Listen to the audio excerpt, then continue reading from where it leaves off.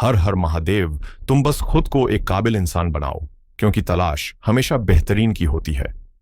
जब आप अपने क्षेत्र में असाधारण ज्ञान, कौशल और चरित्र का विकास कर लेते हैं, तो सही अवसर और सही लोग आपको स्वयं ही ढूंढ लेते हैं। दुनिया हमेशा गुणवत्ता और उत्कृष्टता को महत्व देती है, इसलिए बाहरी चीजों पर ध्यान केंद्रित करने के बजाय अपने आंतरिक मूल्य को बढ़ाएं। आइए अब ज्योतिष की नजर से समझते हैं कि आज का दिन यानी 16 सितंबर 2025 अपने साथ कौन सी दिव्य ऊर्जा लेकर आया है। आज के पंचांग को समझने से हमें दिन के उतार चढ़ाव को जानने में मदद मिलेगी।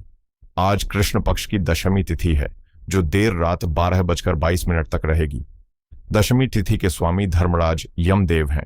ये तिथि हमें हमारे कर्तव्यों, हमारी जिम्मेदारियों और धर्म के रास्ते पर चलने की याद दिलाती है।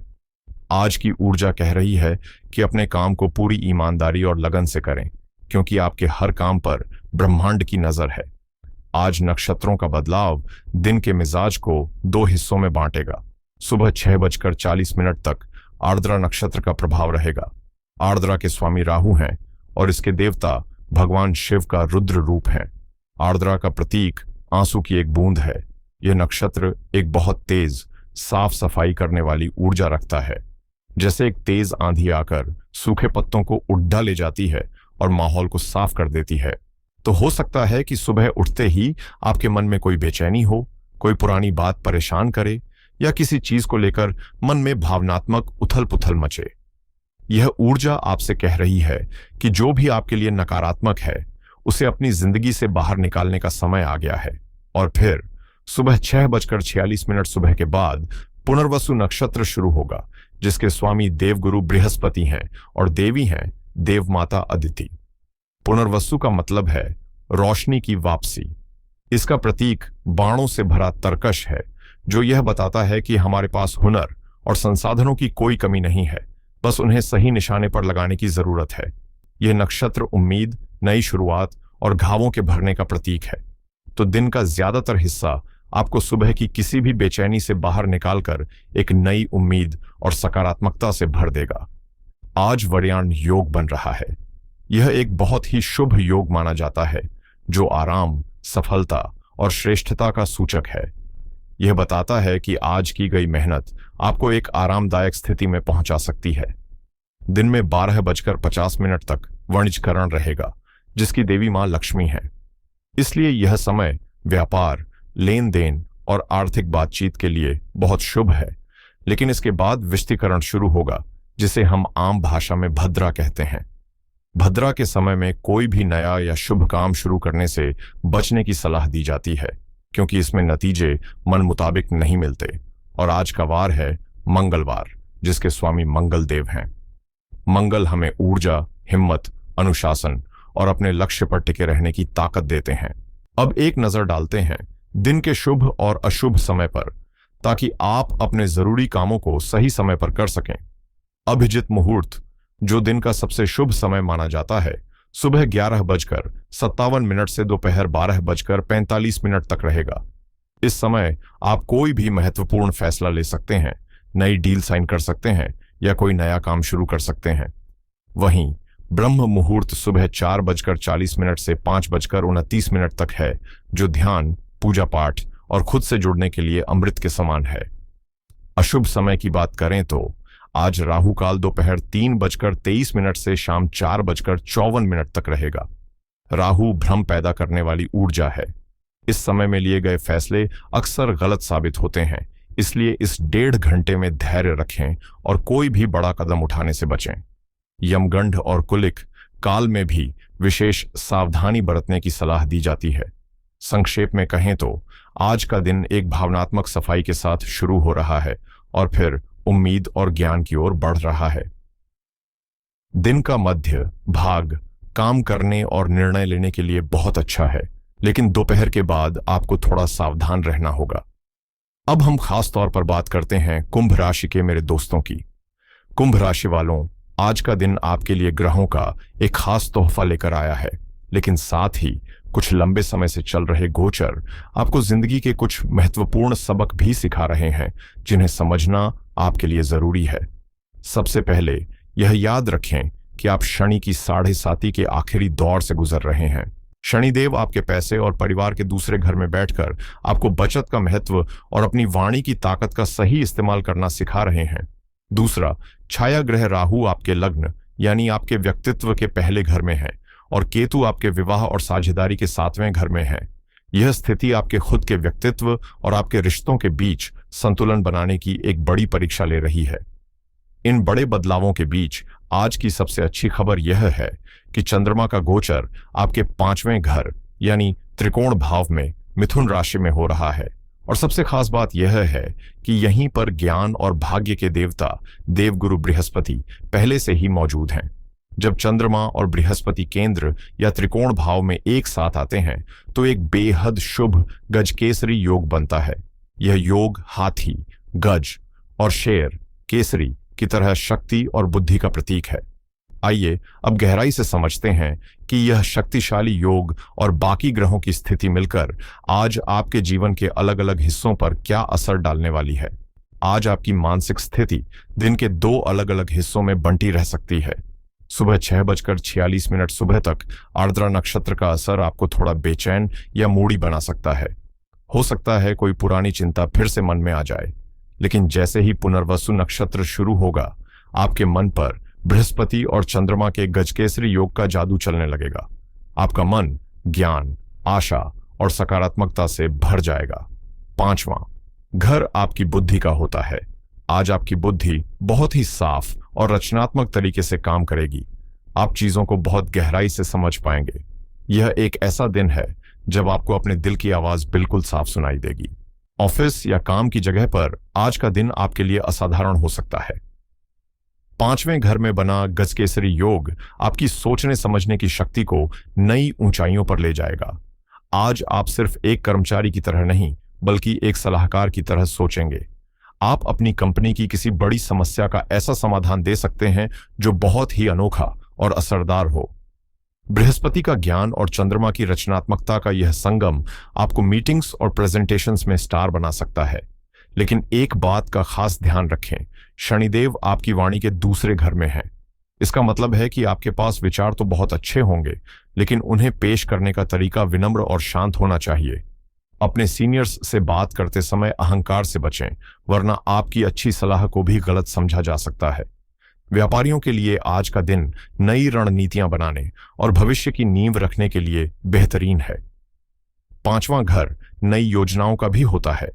आज आप अपने बिजनेस को आगे बढ़ाने के लिए कुछ लंबे समय के प्लान बना सकते हैं। सूर्यदेव आपके 7वें घर में है, जो साझेदारी का घर है। आज अपने बिजनेस पार्टनर के साथ बैठकर बातचीत करना बहुत फायदेमंद रहेगा। वाणिज्यकरण दोपहर 12:43 तक प्रभावी है, जो लेन देन के लिए शुभ है। किसी नई डील को फाइनल करने या निवेश पर चर्चा के लिए सुबह 11:57 से 12:45 के बीच का अभिजित मुहूर्त चुनें। यह सबसे अच्छा रहेगा। दोपहर के बाद भद्रा और राहुकाल के समय कोई भी बड़ा आर्थिक फैसला लेने से बचें। आर्थिक मामलों में आज सितारे आपके पक्ष में दिखाई दे रहे हैं। 5वें घर का संबंध अचानक धन लाभ जैसे शेयर बाजार या लॉटरी से भी होता है। गजकेसरी योग यहां एक अप्रत्याशित लाभ का संकेत दे रहा है। यदि आप इस क्षेत्र में जानकारी रखते हैं तो आज आपको फायदा हो सकता है।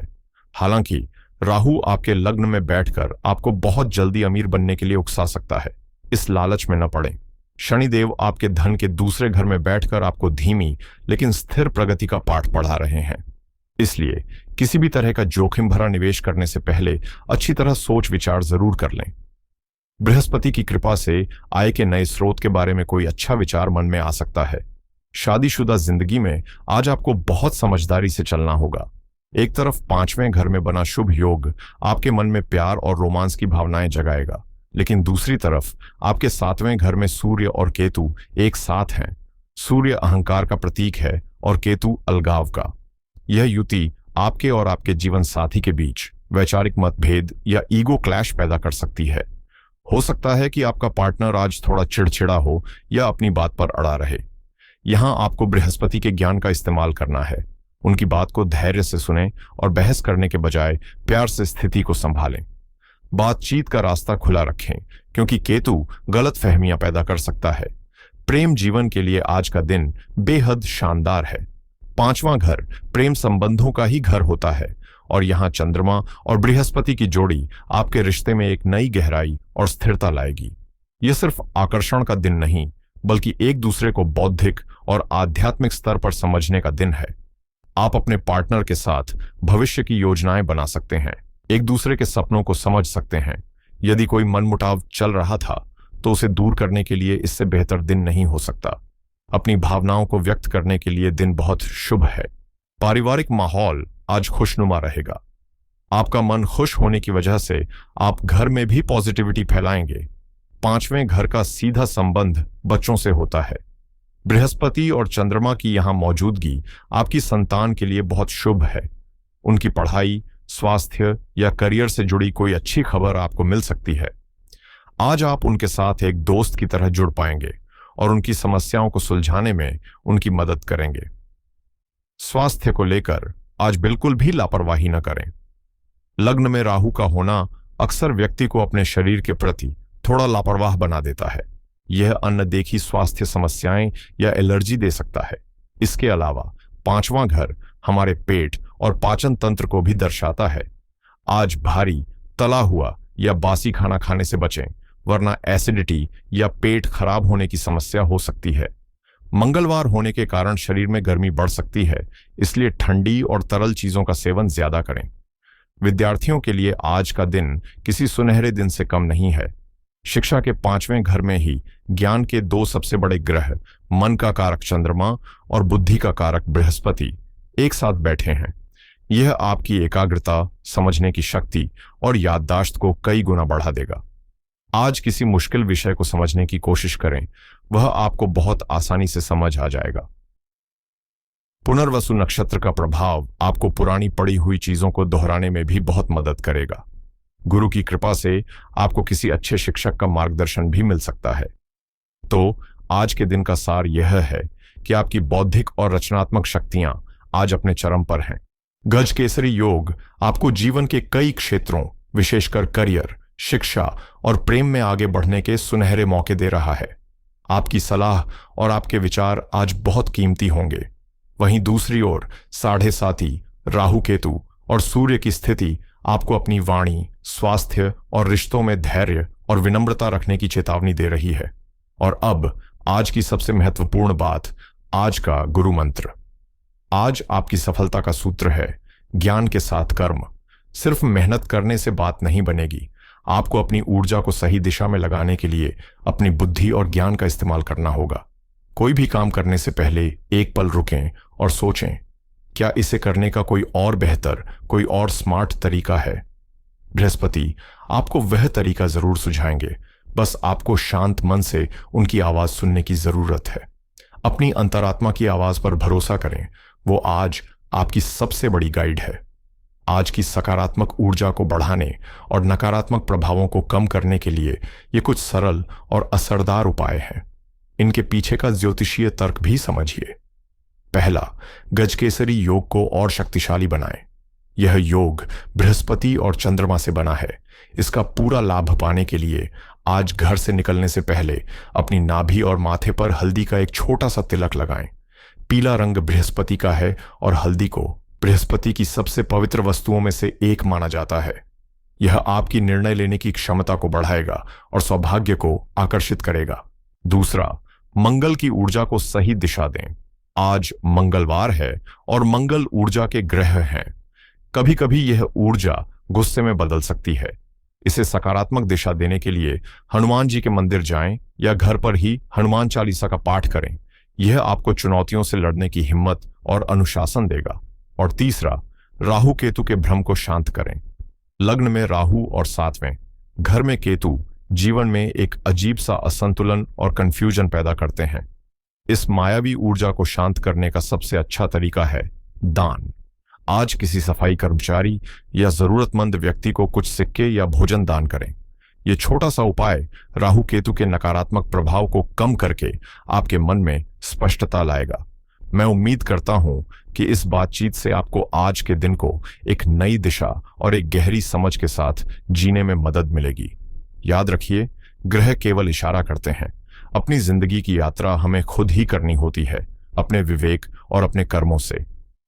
यदि आपको मेरी यह कोशिश और यह जानकारी अच्छी लगी हो तो इस वीडियो को अपना प्यार देने के लिए इसे लाइक करें, अपने दोस्तों और परिवार के साथ शेयर करें ताकि वे भी इस ज्ञान का लाभ उठा सकें, और इस परिवार का हिस्सा बनने के लिए चैनल को सब्सक्राइब करना न भूलें। ईश्वर की कृपा, देवगुरु बृहस्पति का ज्ञान और शनिदेव का अनुशासन आपके जीवन को हमेशा रोशन करता रहे। हर हर महादेव।